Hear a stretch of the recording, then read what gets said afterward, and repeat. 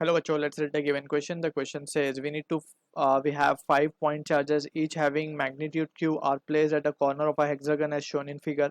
Net electric field at the center O is E bar.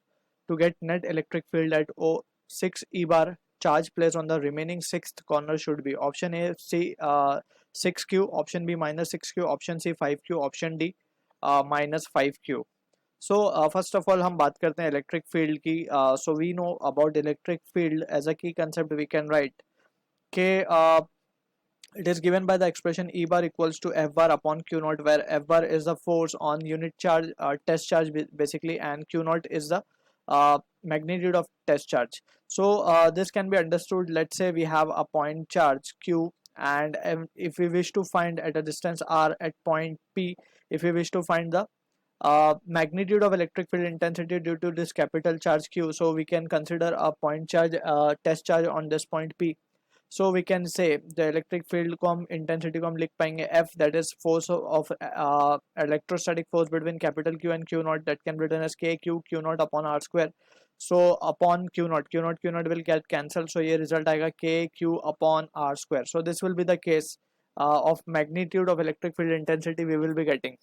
अब यही result को use करना है हमें in the given question. Also we need to be careful के positive sign के लिए जो इलेक्ट्रिक फील्ड लाइन्स है वो ओरिजिनेटिंग होती है, and for negative it is terminating in nature. So this are few important but छोटी छोटी बातें लेकिन इंपॉर्टेंट है to have a better clarity.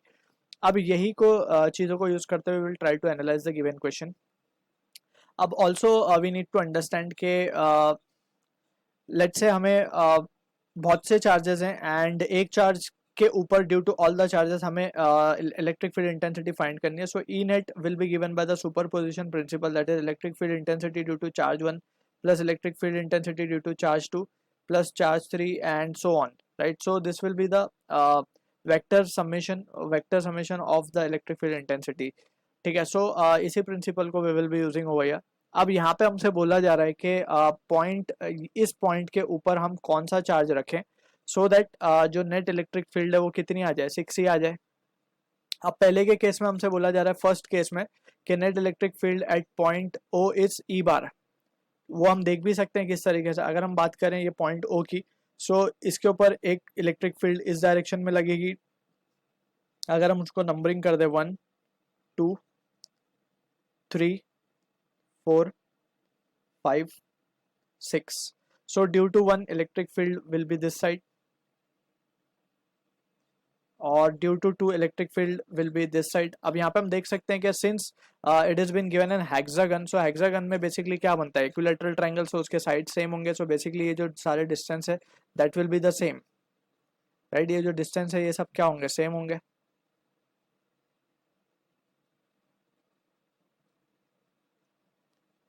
Right. सो यहाँ पे हम देख सकते हैं कि ये जो डिस्टेंस की बात हो गई यहाँ पे. So electric field E1 and E2 both are equal in magnitude but opposite in direction, so ये कैंसिल कर देंगे एक दूसरे को. सिमिलरली ये 5 आएगा, सॉरी, ठीक है. एंड बात करें हम 1 और 4 की, सो 1 का 4 की वजह से electric field will be in this direction and 1 की वजह से will be in this direction. So again ये भी कैंसिल आउट कर देंगे. अब बात करते हैं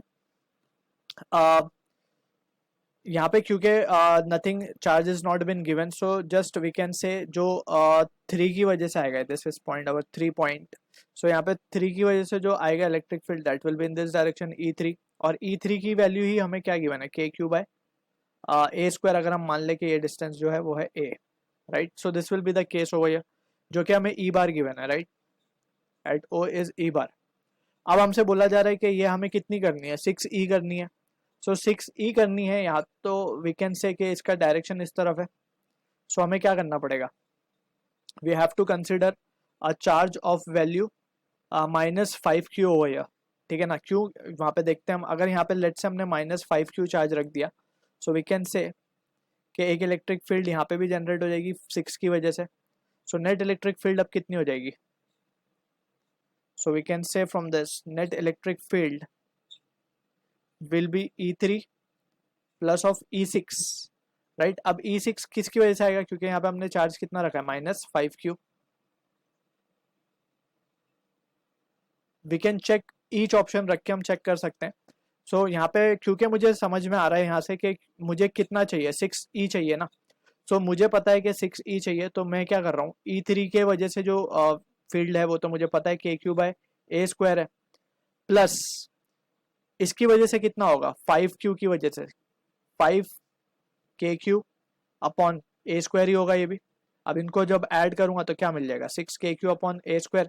अब KQ/A² क्या है मेरा, ई बार है, सो 6E बार आ जाएगा, right. So this is how we can check, और वी कैन से कि हमें देखते ही समझ में आ जाएगा कि यहाँ पे हमें क्या चार्ज रखना चाहिए, बिकॉज वी कैन सी के both the charges electric field due to 3 and 6 both will be in the same direction. So same direction में हम क्या कर सकते हैं, स्केलरली उनको ऐड कर सकते हैं, और जब हम ऐड करेंगे तो हमें क्या मिल जाएगा, 6E बार, यानी कि this will be the net electric field. हमें अगर 6E बार चाहिए तो हमें कितना चार्ज रखना पड़ेगा, -5Q बार। अगर +5Q बार रखते तो ये डायरेक्शन अपोजिट हो जाता, तो इसीलिए हम -5Q बार रखेंगे ताकि इलेक्ट्रिक फील्ड का डायरेक्शन दोनों अलॉन्ग रहे, सेम सेम डायरेक्शन में रहे as that of E3। So we can say option D is the correct answer to the question. I hope you understood the solution. All the best.